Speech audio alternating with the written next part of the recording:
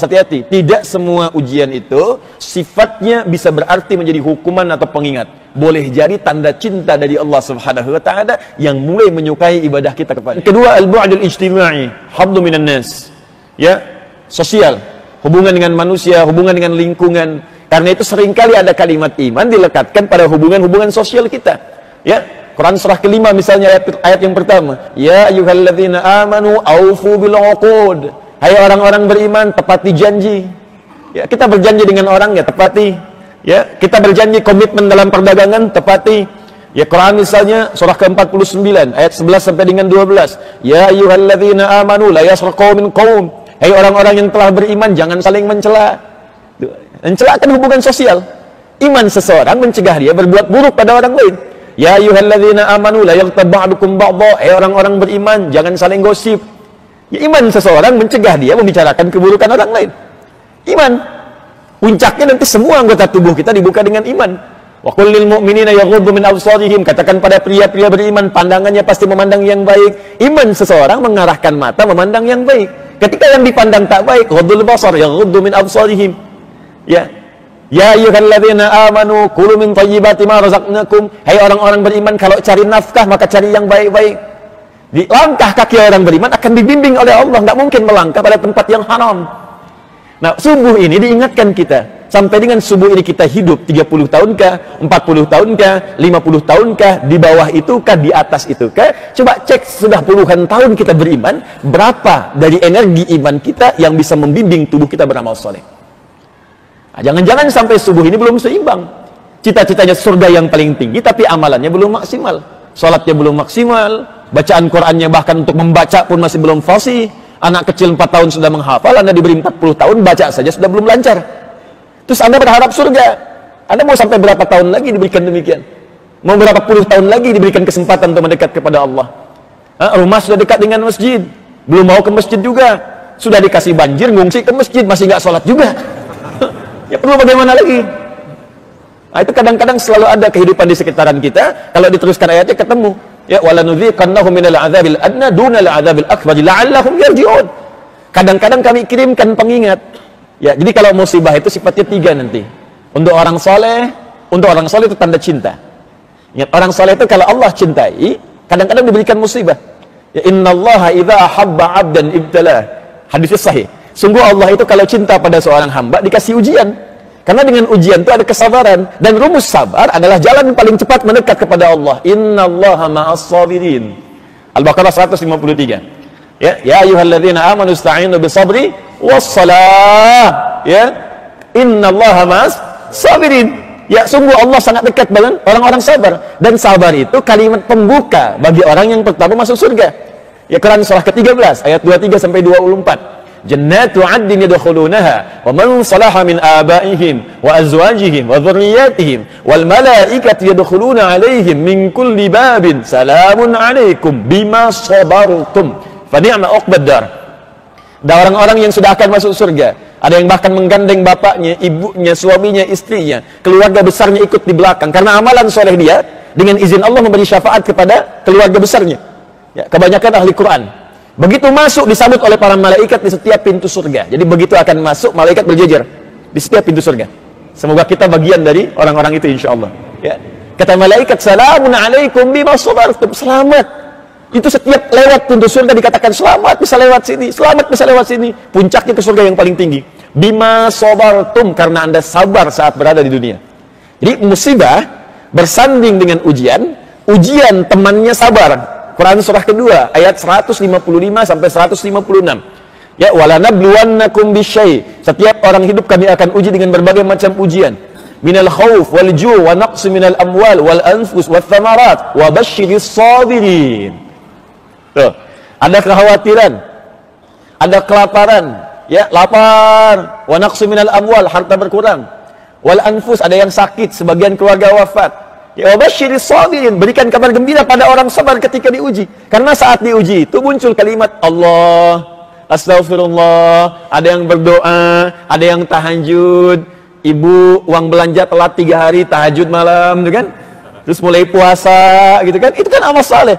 Kadang-kadang didorong berdoa, minta. Tidak semua ujian itu, awas hati-hati, tidak semua ujian itu sifatnya bisa berarti menjadi hukuman atau pengingat. Boleh jadi tanda cinta dari Allah Subhanahu wa taala yang mulai menyukai ibadah kita kepadanya. Nabi Ayub itu maksiat apa sampai diuji dengan penyakit? Cinta Allah. Ya, cinta Allah.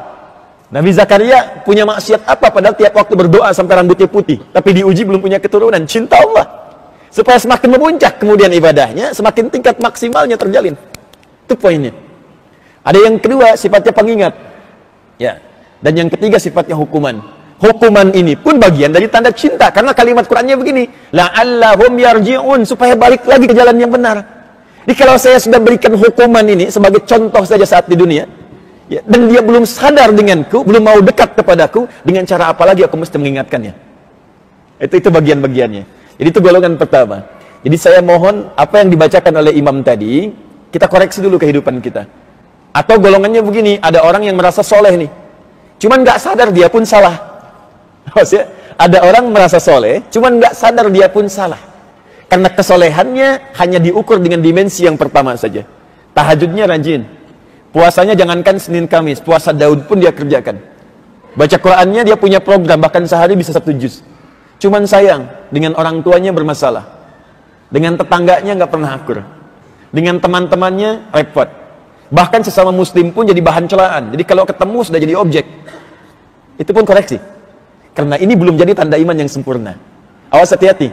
Ngajinya rajin, sholatnya rajin. Tapi rajin juga saling mencela. Rajin saling menjatuhkan. Rajin saling memfitnah. Bahkan sesama pengajian pun saling menjelek-jelekan. Coba dicek imannya ada di mana. Karena nanti Nabi menyebutkan dalam hadis sahih, riwayat sahabat Abu Hurairah, bahkan tersebut di hadis Muslim, ada golongan orang bangkrut, muflis dalam bahasa hadisnya. At-tadruna al-muflis, tahukah kalian orang yang bangkrut, kata Nabi. Yaqulna ya Rasulullah, al-muflisu fina ma la dirham lahu wa la mata'. Ya Rasulullah, menurut kami orang bangkrut itu yang sudah tidak punya uang sepeser pun, nggak ada aset sedikit pun. Ya, secara ekonomi benar. Tapi ekonomi dunia, akhirat tidak berlaku. Ya, kata Allah melalui lisan Nabi, al-muflisu min ummati. Tolong catat kalimat ini dengan baik-baik. Min ummati. Orang bangkrut yang mengaku dari kalangan umatku itu. Nabi tidak mengatakan umatnya Musa, tidak mengatakan umatnya Isa alaihi wassalam. Min ummati. Jadi ada orang yang mengaku umatnya Nabi Muhammad sallallahu alaihi wasallam dan dia kemudian disebut bangkrut oleh Nabi. Waliyadzubillah. Semoga bukan kita. Ya. Ya'ti yaumal qiyamati bi sholatin. Datang di hari kiamat dengan pahala salat yang banyak pernah dikerjakan saat di dunia. Banyak rajin salatnya, tahajud rajin, duha kerjakan. Wasyamin rajin puasa. Ya, sunnah kerjakan. Wa zakatin zakatnya pun bagus. Cuman sayang, maaf, wa ya'ti qad syatama hadza wa qadhafa hadza wa daraba hadza wa safaka dama hadza. Wa ya'ti qad syatama hadza, cuman dia juga rajin mencela orang. Syatama hadza wa qadhafa hadza, menuduh orang. Wa daraba hadza, senang berselisih, bahkan ribut secara fisik. Wa safaka dama hadza, bahkan ada puncaknya yang menumpahkan darah dan di sini pun kelihatan orangnya seperti rajin. Ya bahkan nyebut kalimat-kalimat Allah. Ya, kalau Nabi sudah berkata sesuatu itu petunjuk dari Allah, itu pasti terjadi. Saya tanya pada Anda, ada orang yang rajin salat, rajin puasa, rajin pengajian tapi rajin mencaci? Ditemukan. Ada orang yang sekarang menumpahkan darah, mengaku-ngaku bawa nama Islam? Ada. Itu banyak kasusnya, tembak orang, bom orang, bunuh diri, bom kulkas, bom panci, bom ini, bom teflon. Ya. Sampai keluar tembak ini itu banyak sekarang kejadian. Nah, itu dianalisis penyebabnya.